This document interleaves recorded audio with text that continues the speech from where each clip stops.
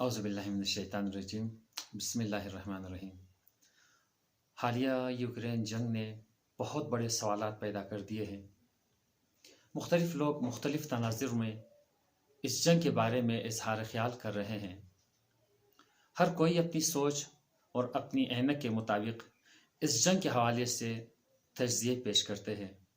میں نے سوچا اس حوالے سے ریئلزم کے حوالے سے بھی کہ اس جنگ کو ریئلزم کی بنیاد پر کس طرح دیکھا جا سکتا ہے۔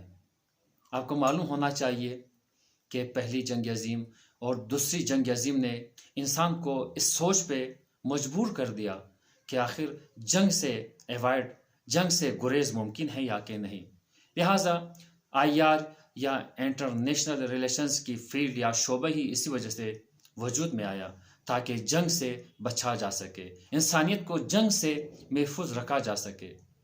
اقوام متحدہ کا ادارہ بنا، نیشن آف لیگز بنی، لیکن ظاہراً یہ سلسلہ اب بھی جاری ہے۔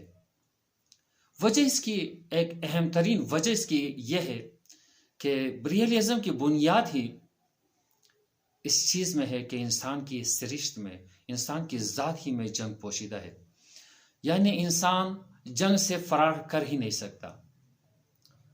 لیویاتان کتاب کے مصنف اور ماڈرن پولیٹیکل فلسفی کے بانی تھامس ہابس بہت پہلے ہی یہ کہہ چکا ہے کہ انسان کا بیڑیا ہے۔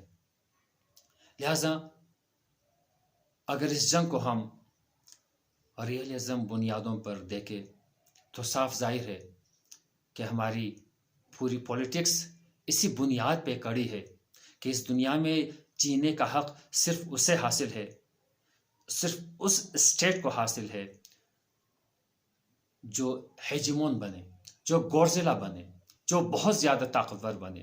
اگر آپ کمزور ہوں گے تو یقیناً آپ پہ حملہ ہوگا۔ لہٰذا اگر ہم اس جنگ کو اس تناظر میں دیکھیں تو صاف ظاہر ہے روس نے اپنے نیشنل انٹرسٹ اور سروائیول کو دیکھتے ہوئے یوکرین پہ حملہ کیا۔ دوسری جانب یوکرین بھی اپنی بقا اور اپنی سروائیول کے لیے وہ امریکہ اور مغرب کی طرف ہاتھ بڑھا رہا تھا۔ لہٰذا اس بنیاد پہ روس نے اپنے نیشنل انٹرسٹ کے لیے اپنے سے کمزور تر ملک یوکرین پہ حملہ کیا۔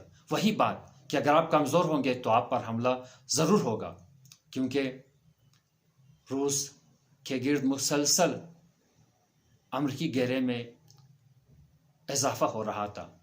نیٹو بالکل روس کے قریب، بلکہ اس کا حصہ کہہ لے، چونکہ یوکرین ماسکو سے پہلے سابق سوویت یونین کا دارالحکومت یوکرین ہی تھا۔ یہاں تک وہ پہنچ چکے تھے اور وہاں پہ ان کے بہت بڑے مراکز اور تربیتی مشقوں کی مختلف اڈے قائم تھے۔ لہٰذا اپنے نیشنل انٹرسٹ کو خطرے میں محسوس کرتے ہوئے روس نے وہی کیا جو ہر طاقتور ملک کرتا ہے، کیونکہ اس انارکی کی دنیا میں جہاں کوئی ہائر اتھارٹی نہ ہوگا جو ملکوں کے درمیان بیچ بچاؤ کر سکے، اور رہی بات اقوام متحدہ کی، تو کہاں پہ اس ادارے نے کون سا کردار ادا کیا ہے؟ فلسطین کا مسئلہ دیکھ لے، کشمیر کا مسئلہ دیکھ لے، آپ کس جگہ پہ آپ اس ادارے کی حیثیت کو کہاں پہ آپ دیکھتے ہیں؟ لہٰذا وہی ہوئی کہ ایک طاقتور ملک نے اپنے نیشنل انٹرسٹ کے لیے یوکرین پہ حملہ کر دیا۔ چونکہ آپ کمزور ہوں گے تو آپ پہ ضرور حملہ ہوگا۔ اس حوالے سے مسلم دنیا کے لیے، عرب ممالک کے لیے، پاکستان، ایران، ترکی، افغانستان، ہمارے جیسے ممالک کے لیے اس جنگ میں کیا پیغامات پوشیدہ ہیں، ہمیں کیا کرنا ہوگا؟ اس حوالے سے اگر زندگی رہی تو اگلی ویڈیو میں ہم مفصل بات کریں گے۔